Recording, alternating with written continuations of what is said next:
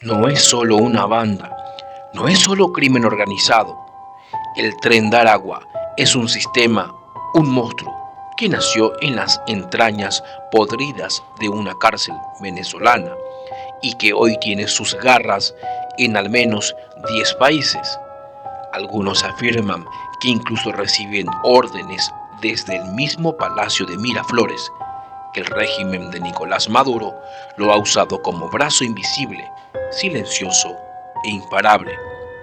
Esta es la historia del Tren de Aragua, su origen, sus líderes, sus crímenes, su expansión y de cómo mientras muchos gobiernos miraban hacia otro lado, esta red criminal se convertía en un imperio del terror. Tocorón, estado de Aragua, Venezuela. Una prisión construida para 750 internos, con más de 7.000 hacinados. Allí dentro, el gobierno dejó de tener control y quien mandaba era él, Héctor Guerrero Flores, alias Niño Guerrero. Desde su celda, si es que se le puede llamar así, Guerrero construyó una ciudad criminal. Dentro de Tocorón había discotecas, zoológicos, pistas de motocross y sobre todo había organización. Afuera, las crisis venezolanas arrasaban y adentro el Tren de Aragua crecía como una metástasis, con el visto bueno o al menos la indiferencia del poder.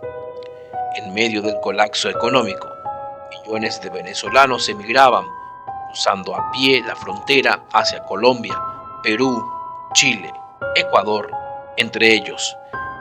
Viajaban miembros del tren, algunos como desertores, otros con una misión, que era expandir el imperio. En Bogotá se instaló alias El Flaco Ruiz, encargado de controlar el recorredor de microtráfico en el sector de Kennedy. En Lima, la Chama Roja, una mujer sin piedad que comandaba redes de prostitución y extorsión. En Santiago de Chile, alias Coyote, un ex policía venezolano que dirigía secuestros y cobros por protección. No se trataba de células sueltas, era una red con jerarquías, órdenes y código. Usaba Telegram, WhatsApp cifrado y claves como las vías están limpias para moverse entre los países. Una joven venezolana desapareció en la frontera de Perú. Semana después, apareció en un burdel clandestino en Ecuador, drogada y vigilada. Ella testificó que sus captores decían pertenecer al tren, que si hablaba, su familia en Venezuela sería picada en pedazos. En Colombia, los cuerpos comenzaron a aparecer embolsados, con mensajes filtrados por los de la vía. En Chile, un repartidor fue acribillado frente a su hija por no pagar la vacuna de seguridad. En Brasil, el tren fue vinculado al tráfico de armas con el primer comando capital. Y en México, se infiltraron en las rutas del narcotráfico, ofreciendo servicios de sicariato a carteles menores en el sur. En menos de 10 años, el Tren de Aragua pasó de ser una banda carcelaria a convertirse en un actor criminal transnacional. Su presencia se reporta en Colombia, Perú, Chile, Ecuador, Brasil, Bolivia, Panamá, Costa Rica, México e incluso Estados Unidos. Las autoridades aún intentan explicar cómo una banda nacida en una cárcel venezolana logró tanto poder. Algunos analistas apuntan a una respuesta clara: el caos fue su mejor aliado. Con el Niño Guerrero aún controlando desde Tocorón, al menos hasta la fuga masiva del año 2023, otros líderes asumieron el control regional. En Colombia, Luis Flaco, exguerrillero de la FARC, se pasó al tren, comanda la extorsión en Bogotá y Medellín. En Perú, la Chama Roja, cabecilla de redes de trata y explotación sexual en Lima. En Chile, alias Coyote, maneja armas y secuestros en Santiago y Valparaíso. En Brasil, o dentista. Enlace con el primer comando capital. En Ecuador, el ingeniero, experto en informática que hackea bancos y gestiona movimientos de dinero. En México, el camaleón, infiltrado en las fronteras del sur, trabaja con carteles menores, recolecta información y ofrece sicarios del tren. Cada uno de estos líderes tiene su propio ejército, su propio lenguaje, pero todos responden a una misma lógica: miedo, sangre y dinero. Santiago de Chile, 2024. Una pareja de migrantes es asesinada frente a su hijo de 5 años. Bogotá, barrio Kennedy. Un bar explotado por no pagar vacuna. Lima. Una joven aparece sin lengua por negarse a trabajar como mula. El tren de Aragua no necesita anunciarse. Su marca es el miedo, su firma, la brutalidad.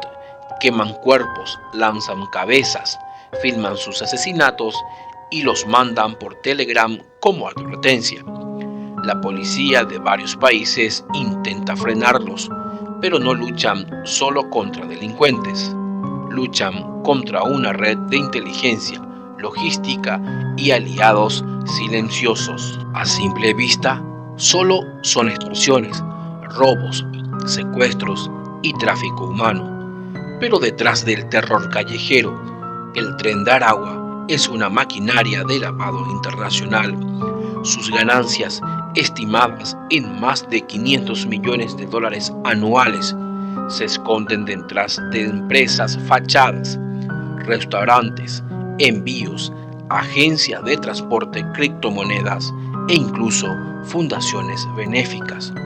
El dinero fluye de una peluquería en Lima a una bodega en Medellín, de una empresa de remesas en Santiago o a un showroom de autos usados en Caracas, todo bajo la fachada de la legalidad. En el año 2023, autoridades estadounidenses interceptaron a varios miembros del tren cruzando la frontera sur desde México. Uno de ellos llevaba una lista con nombres y teléfonos de migrantes que debían dinero al tren por haber sido ayudados a cruzar. Los cobradores los estaban esperando en Nueva York, en Los Ángeles y en Miami. En septiembre del año 2023 se realizó un operativo masivo en la cárcel de Tocorón, pero para entonces Niño Guerrero, el jefe máximo, ya había escapado. La cárcel estaba vacía, literalmente vacía. ¿Cómo escapó? ¿Quién lo ayudó? ¿Por qué no fue capturado? Preguntas que el régimen de Nicolás Maduro nunca respondió. Algunos reportes indican que funcionarios del SEBIN y del CICP no solo conocían los movimientos del tren, sino que los facilitaban. A cambio, recibían pagos mensuales en dólares, favores logísticos o incluso protección familiar. En algunos casos, el tren servía como herramienta de represión.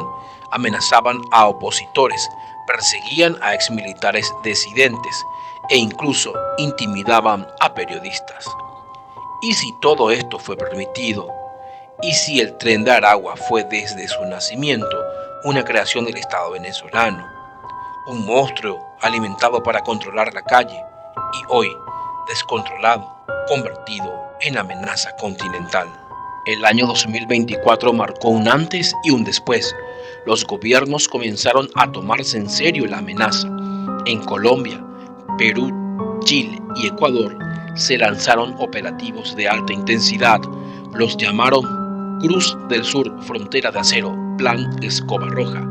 Decenas de células del tren fueron desmanteladas. Se incautaron toneladas de drogas, armas de guerra, documentos falsos, listas de víctimas. Pero lo más importante, se rompió el silencio. La Interpol emitió más de 70 alertas rojas. Se ordenó la captura de miembros del tren en 12 países y por primera vez se habló de calificarla como organización terrorista internacional. Más allá de los operativos y estadísticas, quedan los rostros, las historias, las madres que buscan a sus hijos desaparecidos, los comerciantes que cerraron por miedo, los jóvenes que fueron reclutados por la fuerza. En Lima, Clara aún guarda el dibujo de su hermana asesinada. En Bogotá, David todavía duerme con cuchillo bajo la almohada. En Santiago, Carla no sale de noche desde hace 8 meses. El Tren de Aragua no es solo armas, dinero y drogas. Es mentalidad, es un modelo de poder que se filtra en las grietas de América Latina. Donde hay miedo, ellos entran. Donde hay hambre, reclutan. Donde el Estado no llega, ellos construyen su propio orden. Hoy, el Tren de Aragua sigue operando. Su estructura está golpeada, pero no destruida. Su líder, Niño Guerrero, continúa prófugo. Algunos lo sitúan en Bolivia, otros en México. Hay quienes dicen que se oculta en territorio venezolano, protegido por viejos aliados. El tiempo corre. Si no se actúa con firmeza continental, lo que hoy es crimen, mañana será control político. En cada país donde ha llegado, el Tren de Aragua deja una marca, no solo en sangre, también en miedo, en desesperanza, en la sensación de que el mal puede florecer si nadie lo enfrenta. El tren no es solo una pandilla, es el reflejo más oscuro de los que somos y de lo que permitimos. El silencio es su combustible, la impunidad, su pasaje, y su próximo destino podría ser tu calle.